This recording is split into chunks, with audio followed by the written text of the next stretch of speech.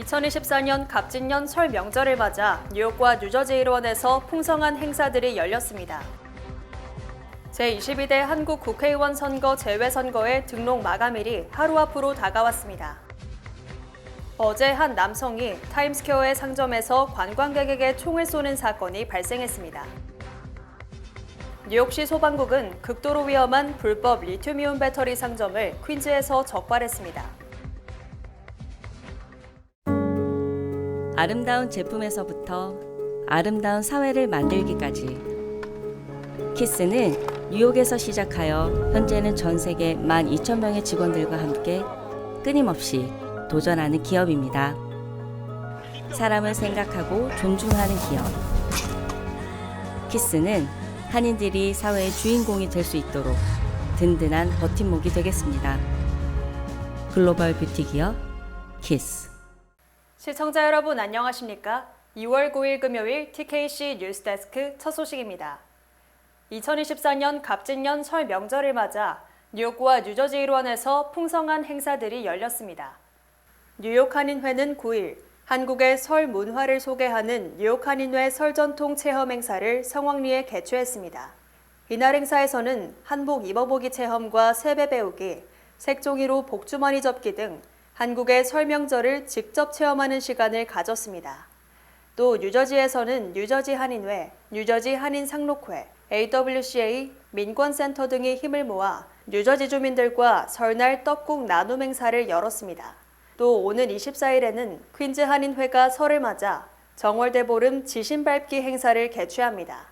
한인회는 24일 오후 2시 플러싱 노던 156가 H마트에서 출발해 먹자골목까지 한인사회의 안녕과 번영을 기원하는 지신밟기를 펼칩니다. 이현탁 퀸즈 한인회장은 지신밟기가 먹자골목에서 마무리되면 함지박 식당에서 무료 떡국 나눔 행사가 진행된다며 많은 한인들의 참여를 당부했습니다.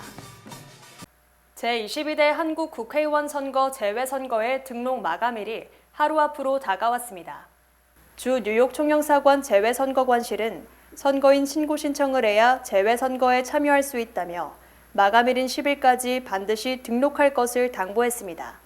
재외선거관실은 신고 신청 마지막 날인 10일에는 한양마트 플러싱점과 뉴저지주 H마트 리지필드점에서 정오부터 오후 4시까지 순회 접수를 받을 예정입니다. 현재 뉴욕 총영사관 관할 지역 유권자 등록은 눈에 띄게 저조합니다.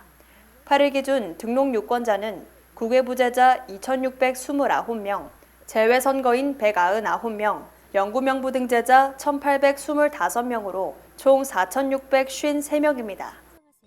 어제 한 남성이 타임스퀘어의 상점에서 관광객에게 총을 쏜 뒤 추적하는 경찰에게도 총을 발사하는 사건이 발생했습니다. 어제 타임스퀘어에서 절도를 시도한 남성에게 관광객이 총을 맞았습니다. 사건은 8일 오후 7시 직후 JD 스포츠 매장 내부에서 시작됐습니다. 남성 3명이 매장 2층에서 옷과 운동화를 훔쳐 가방에 넣고 매장을 나서려고 했습니다. 그때 보안관이 그들에게 영수증을 요구했고 그들이 훔친 물품을 꺼내던 중 15세에서 20세 사이로 추정되는 남성 중 한 명이 가방에서 총을 꺼냈습니다. 그는 보안관을 향해 한 차례 총을 발사했지만 총은 비껴가 옆에서 쇼핑을 하던 무고한 관광객의 왼쪽 다리에 적중했습니다. 브라질 출신의 37세 여성 피해자는 아수라장이 된 현장에서 급히 창고로 대피했으며 이후 인근 병원으로 이송돼 현재 안정적인 상태를 유지하고 있습니다. 총격범을 포함한 용의자 2명은 매장에서 뛰쳐나갔고 그중 총격범은 웨스트 47번가를 따라 6번가를 향해 도주했습니다. 그는 추격하는 경찰관에 2발의 총격을 가했으나 총알은 모두 비껴갔습니다. 이후 그는 지하철역에 들어가 입고 있던 흰 재킷을 벗고 그대로 사라졌습니다. 뉴욕시경 존첼 순찰대장은 어제 기자회견에서 그는 우리 경찰에게 2번이나 총을 쐈습니다. 또한 무고한 여성의 다리에 총을 쐈습니다라며 사건의 중대함을 강조했습니다. 관계자는 총격범을 제외한 2 남성 중 1명은 인근 스튜어트 호텔에 거주하는 난민이라고 밝혔습니다. 뉴욕시 소방국은 극도로 위험한 불법 리튬이온 배터리 상점을 퀸즈에서 적발했다고 밝혔습니다. 6일 뉴욕시 소방국은 퀸즈 블레바드에 위치한 윌슨 스쿠터에서 불법 리튬이온 배터리의 제조 및 개조, 판매가 이루어지고 있음을 적발했습니다. 현장에서는 수십 개의 리튬이온 배터리 팩과 배터리 제조에 쓰이는 수백 개의 리튬이온 전지가 발견됐습니다. 소방국은 해당 배터리 중 몇 개는 수거 과정에서 점화되기도 했다고 밝혔습니다. 또한 해당 상점은 배터리를 수리할 뿐 아니라 직접 제작하고 있었던 것으로 드러났습니다.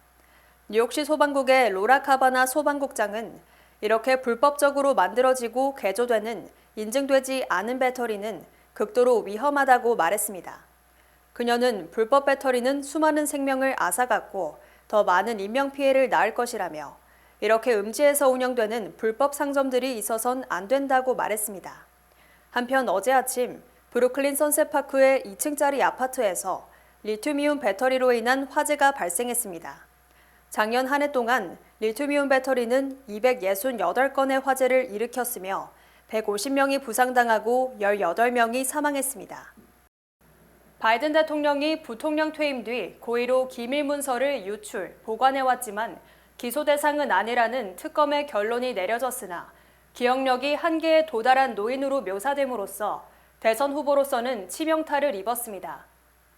바이든 대통령의 기밀문서 유출 사건을 수사 중인 로버트 허 특검은 어제 발표한 수사보고서에서 바이든 대통령은 민간인 시절 회고록의 자료로 사용하기 위해 고의로 기밀문서를 보관하고 공개한 것으로 조사됐다고 밝혔습니다.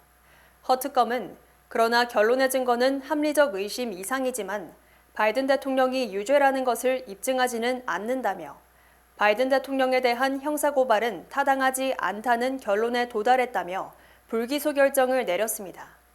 특히 바이든 대통령에 대한 기억력 쇠퇴 논란이 가중되는 가운데 허 특검은 바이든 대통령이 특검 조사 중 측은하고 기억력이 나쁜 노인의 모습을 연출했다며 기소에도 바이든이 배심원에게 이 같은 모습을 강조한다면 배심원들은 실수로 판단할 가능성이 크다고 주장했습니다.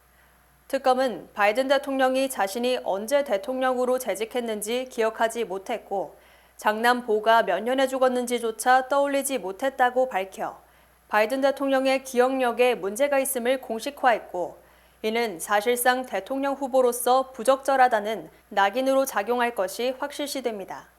한편 바이든 대통령은 지난 2022년 11월 자신의 개인 사무실인 펜 바이든 센터에 부통령 시절에 입수한 기밀 문서가 발견됐고 이에 따라 특검 수사가 시작됐습니다.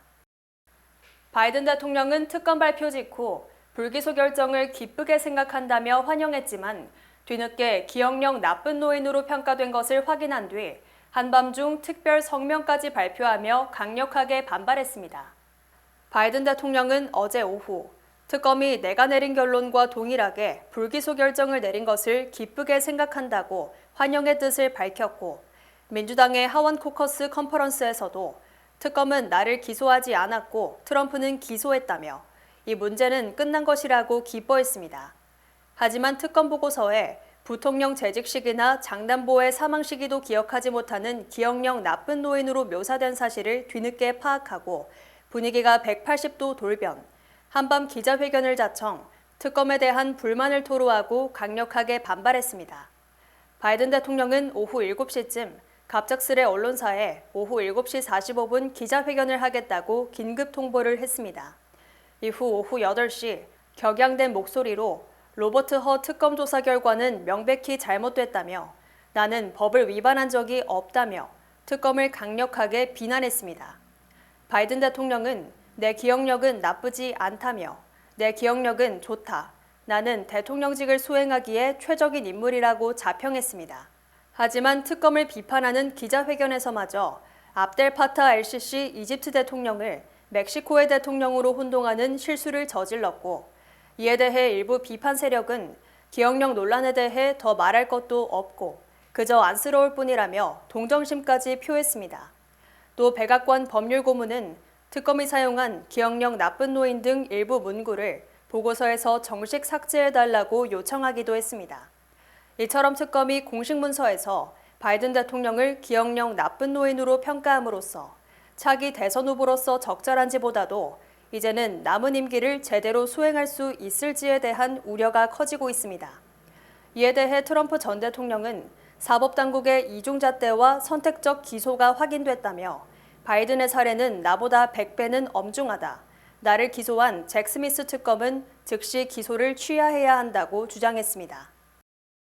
기밀 유출 의혹 수사 발표에 이어 바이든 대통령의 한밤중 특별 성명으로 미국이 발칵 뒤집어진 가운데 주요 언론들은 특검 발표가 트럼프에게는 큰 선물이 되는 반면 바이든에게는 정치적인 사형 선고로 적용할 것으로 분석했습니다. 워싱턴 포스트는 특검은 트럼프 전 대통령은 기소되고 바이든 대통령은 기소되지 않은 사실에도 불구하고 문제될 것이 없다는 입장이며 특검은 두 사례의 차이점을 부각시켰다고 보도했습니다. 즉 특검은 트럼프 전 대통령은 기밀 문서를 반환하고 기소를 피할 기회가 있었지만 그 반대의 행동을 한 것으로 추정된다며 바이든 대통령과 대응이 달랐다고 주장했지만 워싱턴 포스트는 어쨌든 동일 사안에 대한 결정이 달랐다고 지적한 것입니다. 월스트리트저널은 바이든 재출마하기에는 너무 늙었나? 우리는 도대체 그의 진짜 생일이 언제인지 묻고 싶다라는 제목의 기사를 통해 사실상 바이든이 재선돼도 대통령직을 수행하기 어려울 것이라는 우려가 지배적이라고 전했습니다. AP통신도 특검이 바이든 대통령의 기억에 의문을 표했다라는 제목의 기사에서 바이든의 기억력과 인지 능력 등에 의혹이 많다고 표시하는 등 직설적인 언급은 피했지만 사실상 바이든이 하차해야 할 시기임을 시사했습니다. 정치 매체 더힐은 특검 보고서의 일부 표현은 트럼프 선거운동에 준 선물 같아 보였다고 평가했으며 일부 표현이란 기억력 나쁜 노인 등을 가리키는 것입니다. 연방대법원이 트럼프 전 대통령의 대통령 후보 자격 박탈 논란과 관련 콜로라도주 대법원의 결정을 기각하고 후보 자격을 인정할 것으로 전망됩니다. 연방대법원은 어제 트럼프 측과 콜로라도주 유권자 등 양측을 출석시킨 가운데 구두 심리를 실시했으며 대법원이 콜로라도주의 후보 자격 박탈 결정에 문제가 있다는 의견을 표했습니다. 이날 논쟁의 쟁점은 폭동 또는 반란 등에 가담한 사람은 공직을 맡을 수 없다고 규정한 미국 헌법 제14조 3항입니다. 콜로라도주 대법원은 이 헌법 조항에 따라 트럼프의 후보 자격을 박탈했지만 트럼프 측은 헌법에 규정된 공직은 임명직 공무원을 뜻하며 대통령 등 국민투표를 통해 선출된 직책은 포함되지 않는다고 강조했습니다. 이에 대해 보수 성향의 존 로버츠 대법원장은 이 헌법 조항은 남북전쟁 당시 남부연합의 연방정부 권한을 강화하기 위해 만든 것이며 콜로라도주의 판결을 인정하면 다른 주에서도 자격 박탈 소송이 이어져 일부 후보가 자격을 박탈당하면 일부 주에서 사실상 대선을 결정하게 된다고 지적했습니다. 보수 성향의 세무얼 얼리토 대법관은 헌법 14조 3항은 공직을 맡는 것에 대한 것이지 공직에 출마하는 것을 제한하는 것은 아니라고 말했으며 역시 보수 성향의 브렛 캐버노 대법관도 의회의 결정 없이 14조 3항을 집행할 수 없다고 해석했습니다. 이에 대해 트럼프 전 대통령은 대법원 심리는 보기에 너무 아름다웠다라고 평가하며 콜로라도주의 후보 자격 박탈 결정이 기각될 것임을 자신했습니다. 뉴욕주 연방하원 제3선거구 보궐선거가 나흘 앞으로 다가온 가운데 톰 수오지 후보가 오차 범위 내에서 선두를 달리고 있어 승부를 장담할 수 없는 것으로 조사됐습니다. 시에나 칼리지와 뉴스데이가 지난 3일부터 6일까지 유권자 694명을 대상으로 공동 여론조사를 실시한 결과 수오지 후보의 지지율은 48%로 마지 필립 공화당 후보 지지율 44%보다 4%포인트 격차로 앞섰습니다. 이는 표준 오차 플러스 마이너스 4.2%, 즉 오차 범위 8.4% 내에서 앞서는 것이어서 우세가 큰 의미가 없다는 분석입니다. 또 투표를 하지 않겠다는 사람이 2%인 반면 아직 후보를 결정하지 않은 부동표는 7%로 조사됐으며 이 중 민주 공화가 아닌 무당파가 14%로 이들이 당락을 좌우할 것으로 전망됩니다. 정치 성향별로는 민주당 유권자의 85%가 수오지를 지지한 반면 공화당 유권자의 79%가 필립 후보를 지지했고 성별로는 남성의 47%가 필립 후보를, 여성의 51%가 수오지를 지지했습니다. 특히 지역별로는 공화당세가 강한 나소 카운티 지역은 수오지 46% 필립 45%로 사실상 막상막하였고 민주당의 하성인 퀸즈 지역은 수오지가 53%를 획득한 반면 필립은 36%에 그쳤습니다.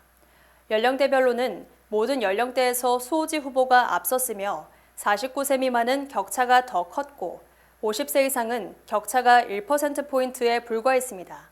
또 바이든 후보에 대해 우호적이라는 평가는 39%에 그쳤고 비우호적이라는 답변이 57%에 달했으며 트럼프에 대해 우호적이라는 평가는 40%, 비우호적이라는 평가는 55%로 조사됐습니다. 즉 바이든에 대한 우호적이라는 평가가 트럼프보다 적었고 바이든에 대한 비우호적 평가는 트럼프보다 더 높은 것으로 드러났습니다. 주요 단신 전해드립니다. 트럼프 전 대통령이 어제 네바다주와 미국령 버진 아일랜드에서 치러진 공화당 대선 후보 경선에서 사실상 단독 등록 압승을 거뒀습니다.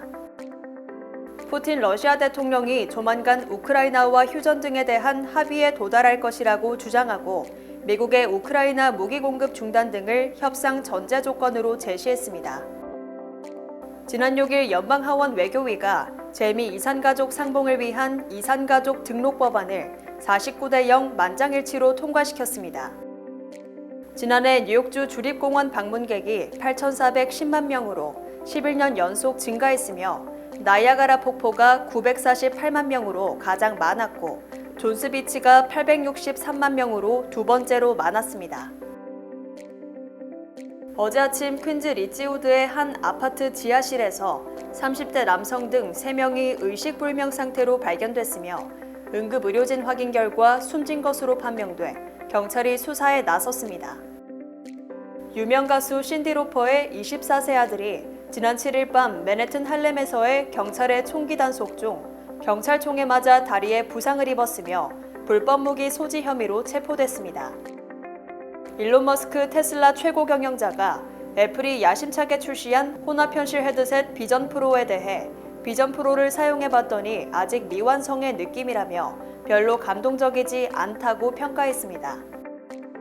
캐나다에서 차량 절도가 기승을 부리는 가운데 법무장관의 관용차가 지난 3년 새 3번이나 도난당하는 등 장관들의 차도 연달아 도난 피해를 입고 있습니다.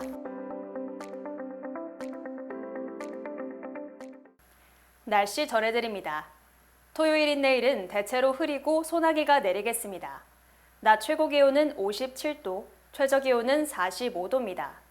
해 뜨는 시간은 6시 56분, 해 지는 시간은 5시 24분입니다. 이상으로 주간 날씨와 세계 날씨 전해드립니다.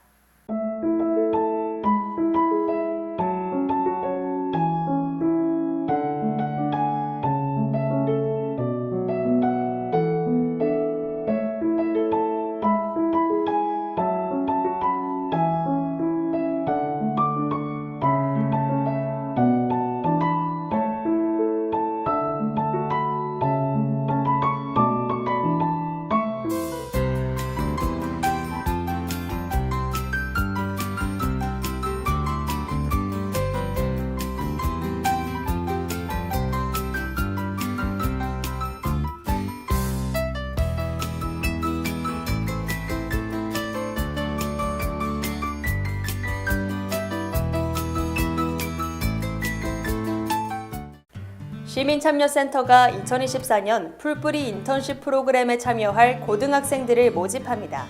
뉴욕과 뉴저지에 거주하는 9에서 12학년 학생을 대상으로 하는 이 프로그램은 한인사회의 다양한 이슈를 분석하고 문제 해결을 위한 각종 프로젝트와 캠페인 활동을 벌이게 됩니다.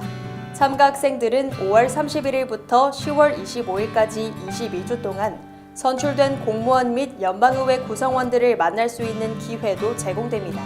3월 29일까지 모집하는 풀뿌리 인턴십 프로그램에 많은 관심과 참여 부탁드립니다. 제22대 국회의원 선거에 투표하기 위한 재외선거 유권자 등록이 2월 10일까지 실시됩니다. 국외부재자 신고서 제출 및 재외선거인 등록 신청은 공관 방문 또는 전자우편으로도 가능하며 중앙선거관리위원회 인터넷 신고 신청 홈페이지를 통해서도 가능합니다.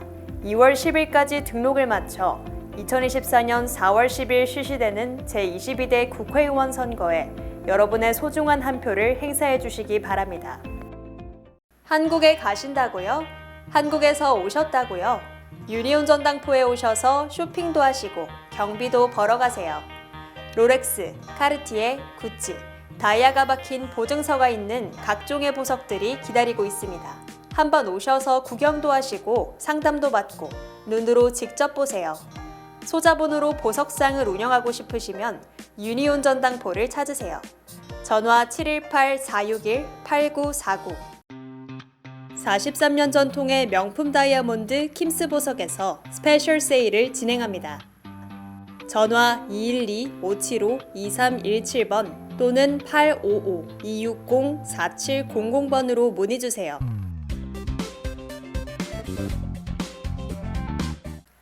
이상으로 2월 9일 금요일 TKC 뉴스데스크 여기서 마치겠습니다. 시청해주신 여러분 고맙습니다.